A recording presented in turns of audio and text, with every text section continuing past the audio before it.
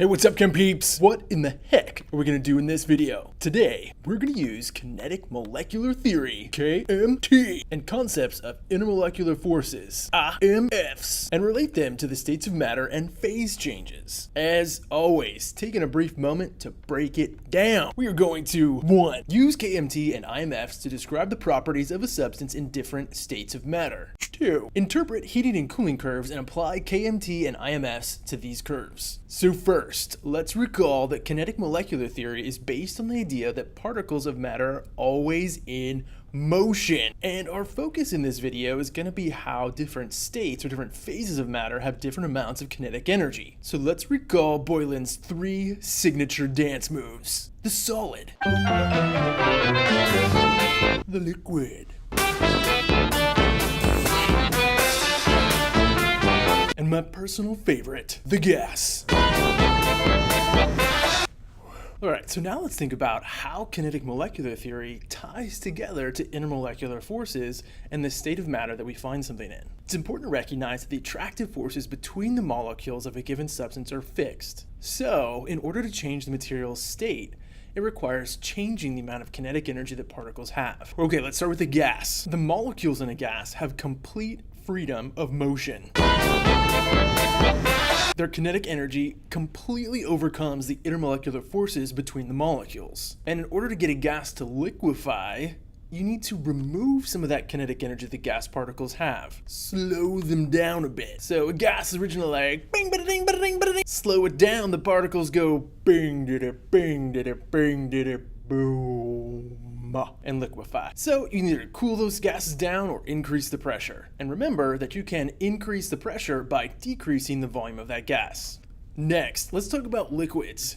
Molecules in the liquid phase have overcome some of the intermolecular forces. They're able to slide around a little bit and move past one another. But they haven't overcome enough of the intermolecular attractions to escape each other. In order to get a liquid to vaporize, you gotta heat it up enough so those molecules can overcome the attractive forces. And recognize that the stronger the attractive forces are, the higher you will need to raise the temperature in order to get that material to boil. And then lastly, let's think about the molecules in the solid phase. Here, the molecules are locked in place, although they still have some motion, some vibrational motion, maybe a little rotational motion. But they're locked in place and they can't move around. In order to liquefy a solid, you have to heat up the particles enough so they can get enough kinetic energy to partially overcome the intermolecular forces. Now, there's a great table that's on your screen and in your notes that sort of summarizes what you need to know about the relationship between kinetic molecular theory, intermolecular forces, and states of matter. Now, as you interpret this data table, let's imagine that we're talking about things at a given temperature, right? Things at a given temperature that are in the gas phase, relatively weak intermolecular forces. At that same temperature, if a different substance is in the liquid phase, that means its intermolecular forces are a little more strong, a little stronger. And if at that same temperature something's in the solid phase, that means that its intermolecular forces are really strong relative to the other substances. Alright, so check out the sample of neon in the gas phase. The particles have relatively large amounts of kinetic energy, and they've overcome the attractions between the individual atoms of neon. Now, when you cool things down a little bit, notice that the phase goes from gas to liquid. It's not to say that the attractions, the strength of the intermolecular forces have changed between the atoms of neon. It's just we've removed some of the kinetic energy. We've cooled it down enough so those attractions now hold the atoms of neon relatively in place. Oh man, and then if you cool things way down, we get the solid phase. Notice there is still some kinetic energy, energy of motion. They're vibrating, but they're locked in place. A sample will always have some kinetic energy unless, theoretically, you get it to 0 Kelvin. That is a temperature at which all molecular motion stops. So, it's really important that you understand that the strength of the intermolecular attractions between the particles of a substance determines its state. So let's just think about things at room temperature, which we're used to walking around in. If you're trying to decide whether or not something has relatively weak or relatively strong intermolecular forces, at room temperature, if it exists as a gas, you can assume that those intermolecular forces are pretty weak.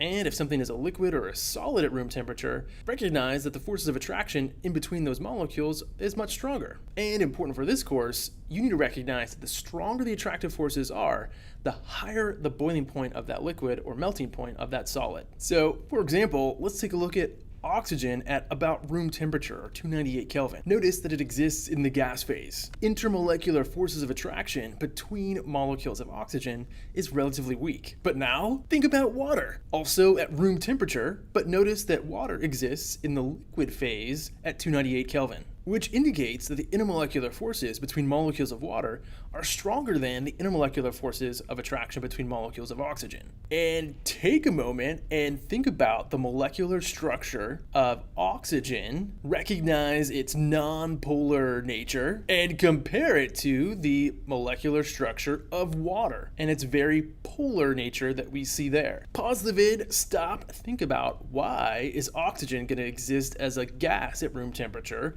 but water is going to exist as a liquid. And as you do, think about the molecular structure and the polarity of those molecules. How do those things decide the type and strength of intermolecular forces that you'll see between them? All right, and then lastly for this vid, I want you to just recognize that you're going to start seeing again heating and cooling curves. And recall that a heating or a cooling curve is just a graph of the temperature of the system versus the amount of heat added or removed. And here's a classic example of a heating curve that we saw in thermochem. But in this unit, I really want you to think about the relative amounts of kinetic energy for each state of matter and what that means about the relative strength of the intermolecular forces holding the particles together in that state. And although the image that you have in your notes is an awesome one, check out the heating curve for water that you've got on your screen. Remember that the sloping regions are one phase of matter, and the plateau regions are where we start to see those phase changes. We go from the solid to the liquid or from the liquid to the gas, and think about the amount of kinetic energy or energy of motion the particles have at those different temperatures. And think about how you could use a heating curve and the melting point or boiling point of that given substance to help you identify the relative strengths of intermolecular forces for a given substance. All right, that does it for this vid. Have a fantastic day.